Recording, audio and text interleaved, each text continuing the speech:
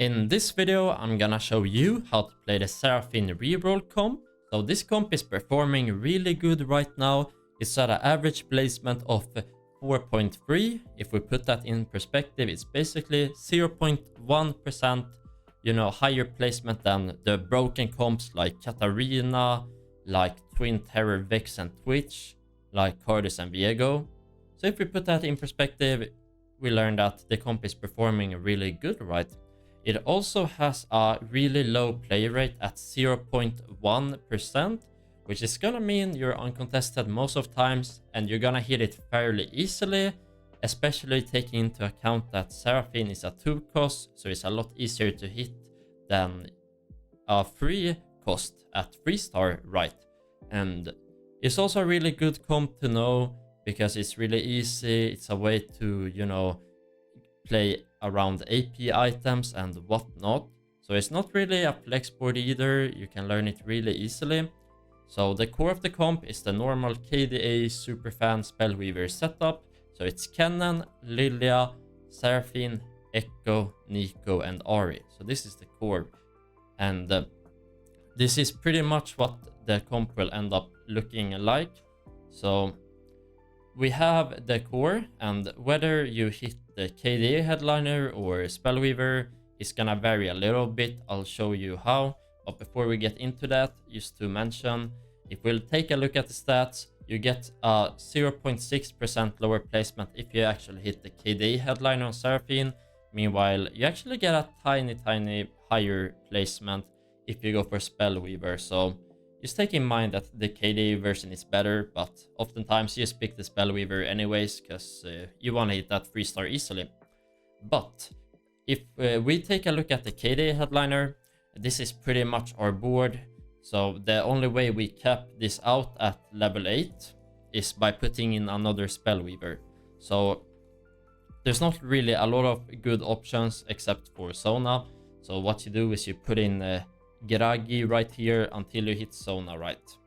And once you hit her, we put in Sona, and then we are at 5 Spellweaver, 5 KDA, and we have this beautiful set of traits like here. Like, it's so satisfying. But on the other hand, if you hit a little bit of a low roll compared to the KDA, you go for the Spellweaver one, which is perfectly fine. Then you're gonna end up with 5 Spellweaver. So what you do then is there's no need to put in another Spellweaver as of now, at least. So you're at 4 KDA and 5 Spellweaver, so you want to throw in another KDA, right? And that unit's gonna be Akali, right? It's the best KDA we have left. Like, the only other ones you can throw in maybe Kaisa for a round or 2 at level 8 if you can't find it, but you wanna get a 2-star Akali. It's actually really good as well. Let's say they have their carry on this side of the board right here. You're throwing Akali. Maybe she has, IE Hodge. She does quite some damage as well. That way, let's just throw it in. She ultis to the backline, does maybe half their HP. Seraphine throws 1 ulti, boom, you one-shot her backline. So this version of the board is really good as well, right? But on to the items. Oh, I accidentally cleared everything. Oh well. Let's just look at items right here. So we have the best items on Seraphine. Obviously, Death Cap is good, but you should not build Death Cap. The reason for it is that you get it from the super fan item, and you always want to play, Seraphine headliner. If you're carrying her, you can carry Lulu, but that's for my last video. So if you want to check that out, feel free to do it. So we have Death Cap. What we want is some mana. So Spear of Shojin is gonna be best in slot. We take a look at the stats. It's the best performing mana item. Blue buff is not as good because Shojin or Seraphine has a bit higher mana. So that in those cases, Shojin is better. Blue is better on low mana units. And we also have Morello right here. She throws a big ulti, like it hits a lot of units, and she casts it twice sometimes even. So she procs that anti-heal and burn on a lot of targets. So this is what I would say is the best in slot. With that being said, you don't have to greed for Biz on the champion. In some cases, let's say you're dropped free bows from Krugs or whatever, feel free to slam a red buff. Like, it's basically almost the same stats as Morello. Shigelov's attack speed is not bad. It's the same passive as Morello, right? So you don't have to greed for this. Like, if you don't hit these items, feel free to slam Shojin Asher or, you know, Shojin Dual Gauntlet. Like, it's not the end of the world. And once you have those items, you can throw leftover items you hit in the late game on Ari 2-star, because she's gonna be really good, right? And what's the best in-slot items on Ari? She has 40 or 30 mana, so she really wants a blue buff. It works really well on low mana units, so it's basically the opposite of Seraphine. So you want that if you can get it, and since she casts all the time, she's gonna proc that Nashor passive, which is she gets more attack speed, and the only thing Ari really wants is attack speed and mana. She does enough damage from her cast. Every second ulti she does like double the damage, so any more AP items is often excessive. So this is gonna be the best in slot. And then for the last one, you throw in a Gunblade just to get some more healing on her and the front line to stay alive longer.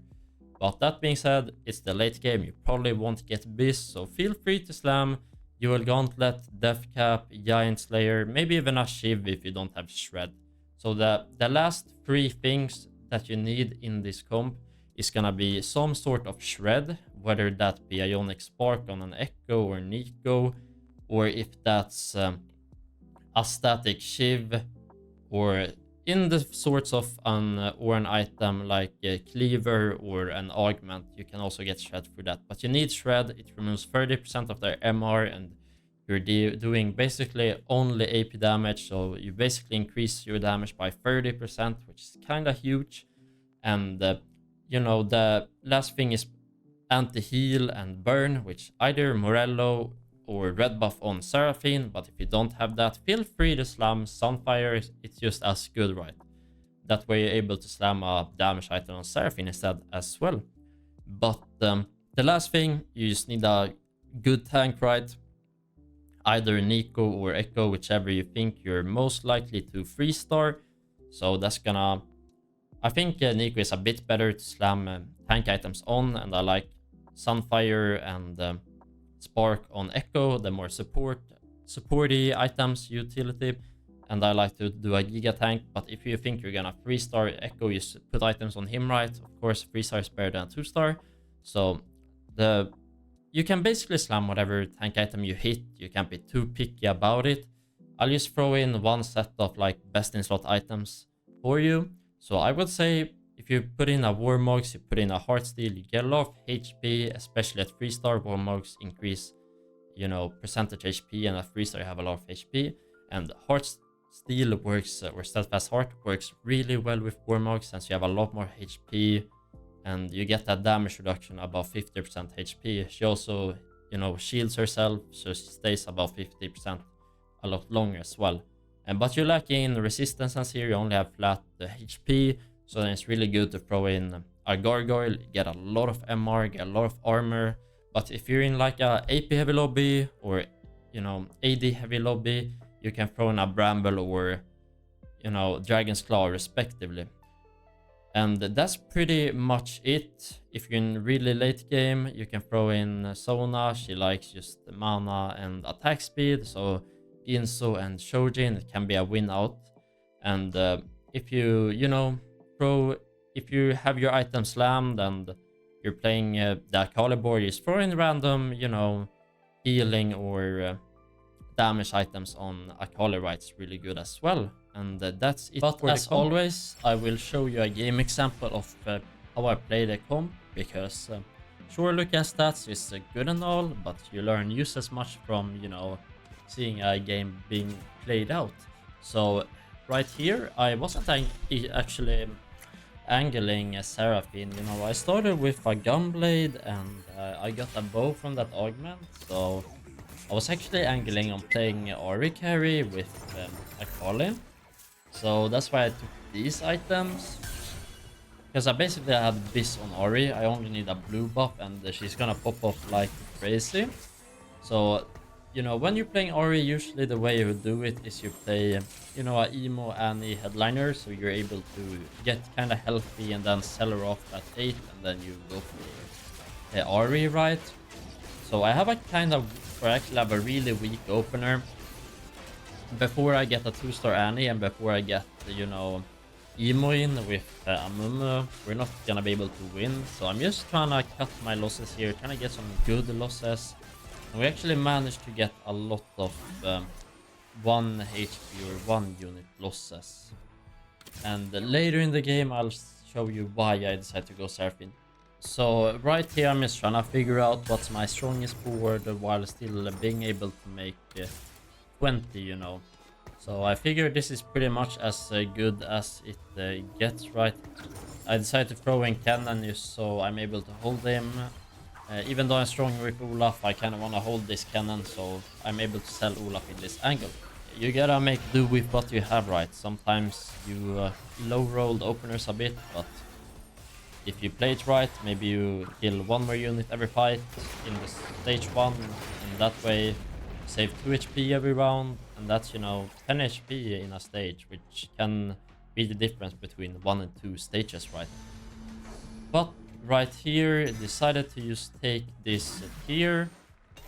Is good for my, you know, if I get a blue buff on Ori, I can also go for Shojin on Seraphine. So I feel like this Annie unit is kind of useless without emo active, but at the same time I couldn't really throw in the Vex right there, because then I would have like no front line. So I decided to go for Gragas. We get Spellweaver in, which is meh, but we also get a frontline unit and we get Bruiser in, so pretty decent. But all in all, this is not going too bad. Honestly, we're at a 4 loss streak, but this guy is actually kind of weak, even though he's playing tank, so we might actually win here, which is not good. Getting that 5 streak would have been pretty nice, but it's all good. We'll make it work. At least we got kind of a decent streak.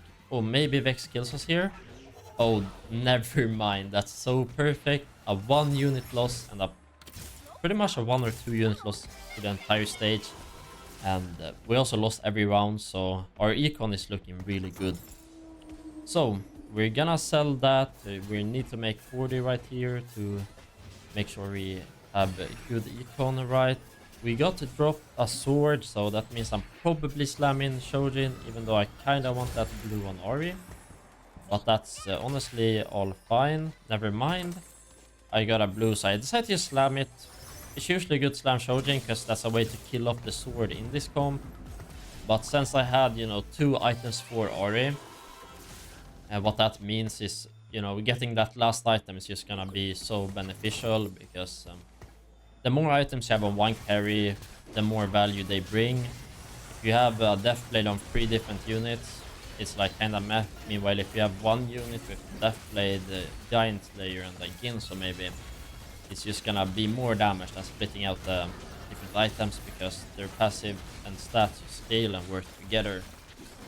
So it's gonna be better to just slam that on her. So here we have good items already. No need to take for Pandoras.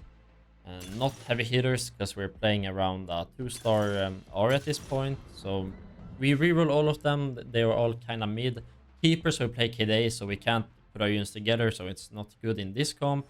Sleight of hand is pretty okay, but I don't really have a unit to put it on. So I decided to go for the support cache. It's always good. So what I'm lacking in this comp right now is, I mean, right now I'm lacking frontline, but CC Rot is really a early game item, so I feel like that's better to take at stage 2-1. So I decided to go for Cleaver, because I'm lacking that shred.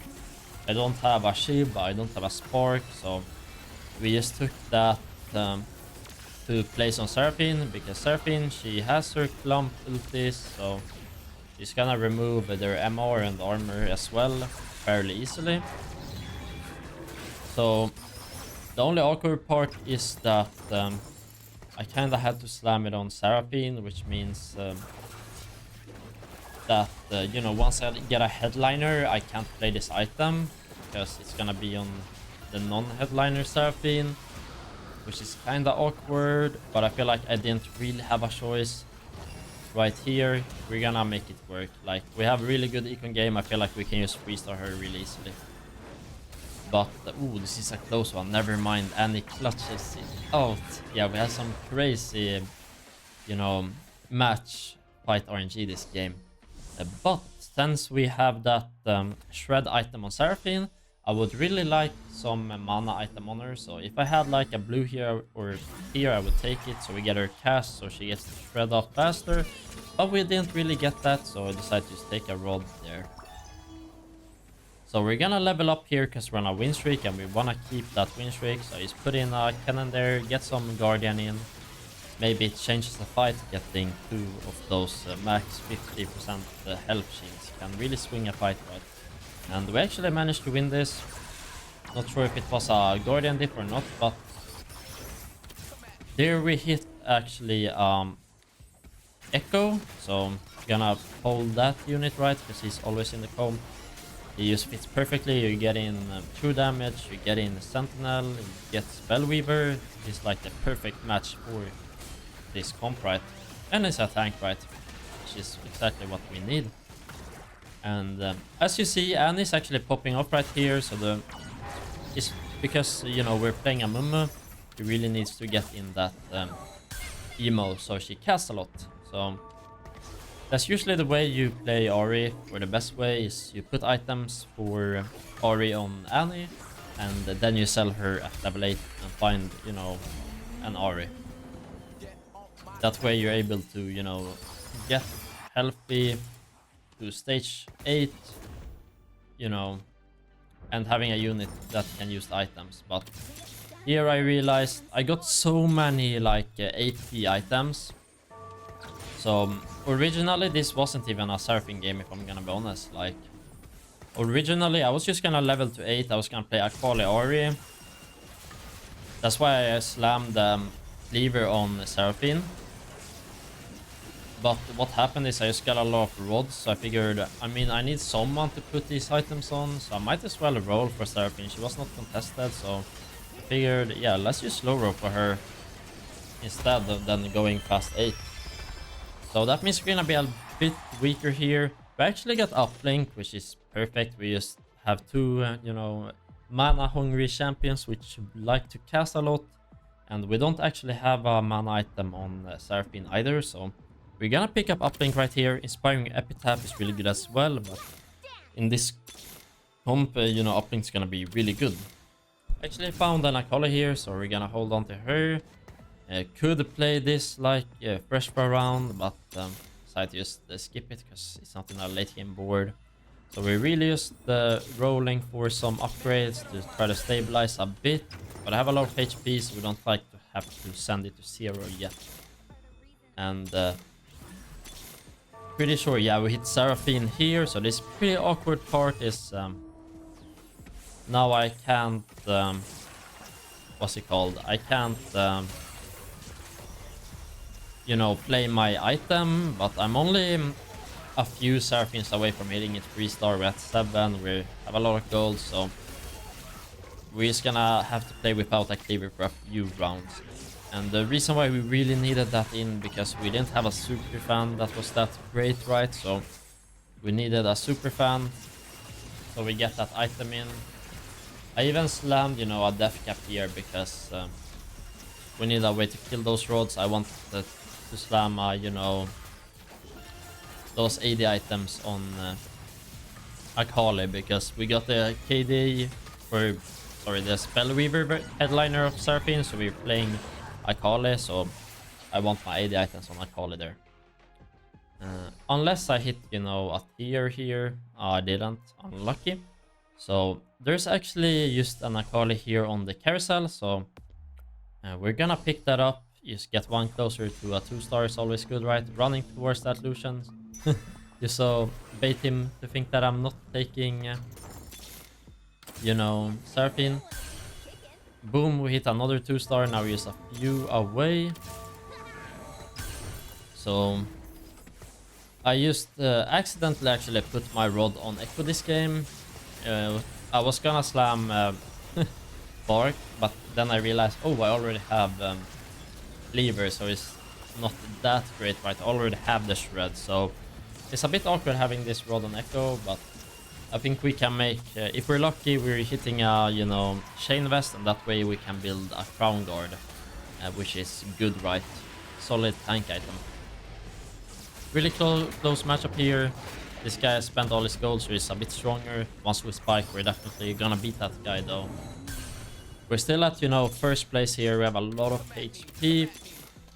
This is actually something I didn't mention before as well, so I'm gonna mention it now. So, if you're not like Giga contested, if people are not playing Ori, Lulu, those kinds of comp, and perhaps if you're playing like, if you're not playing a lot of super fans in like hardest comps or whatnot, you can actually go for a lot of 3 stars in this comp because you're slow rolling at level 7. So sure, you're going for Seraphine, but you can also try to 3-star, you know, Lulu, you can 3-star Echo, you can 3-star Nico. And if you hit it by chance, you can also go for Ken and Lilia. Sorry, just if you hit it for free, like, why not, right? But if you're contested, you can just go for Seraphine and get out and then push levels instead.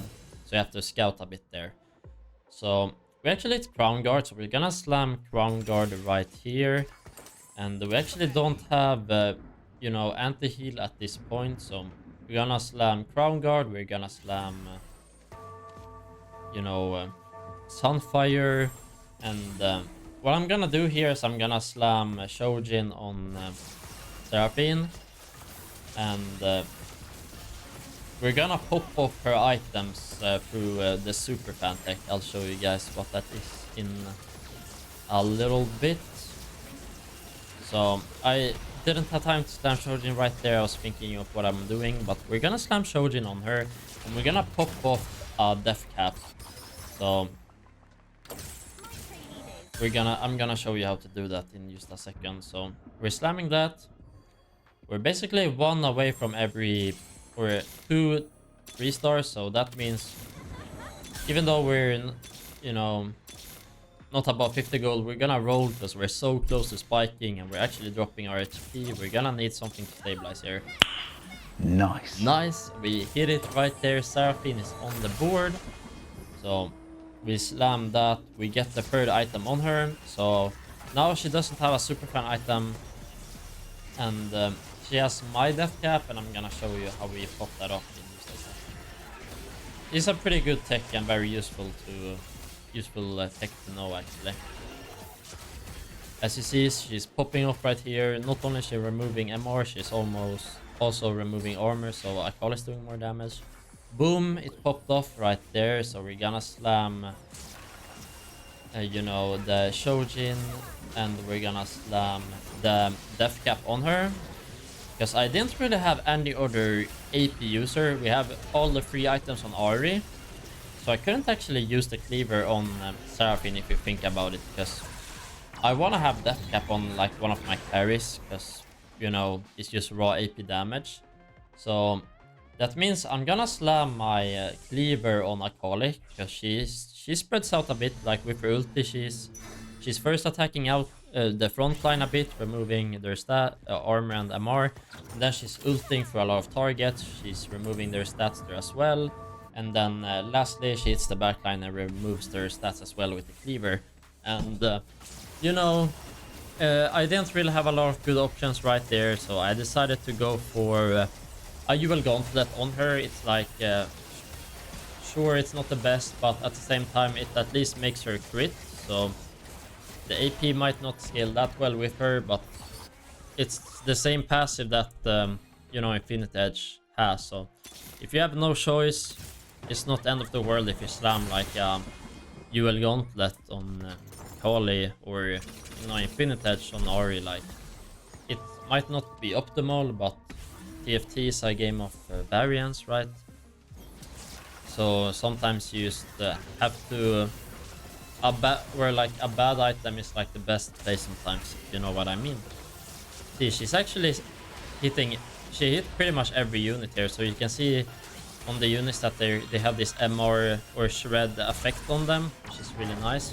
That was a good play, putting the cleaver on Akali there. So yeah, it might be good to, you know, check the stats and look all of that in, like, which I did in my guide, but sometimes you know, everything isn't going exactly to plan, and you have to like make weird decisions like I'm doing this game. Like, sure, if you take a first look at my itemization and all of that, it looks really suboptimal, which kinda is, but it's kinda the best I could have done, right? If you know what I mean. So here we're gonna slam that. Since I found us, you know, Sona, we could go Ginsu, but we actually have a 3-star Nico, and I feel like we have enough damage.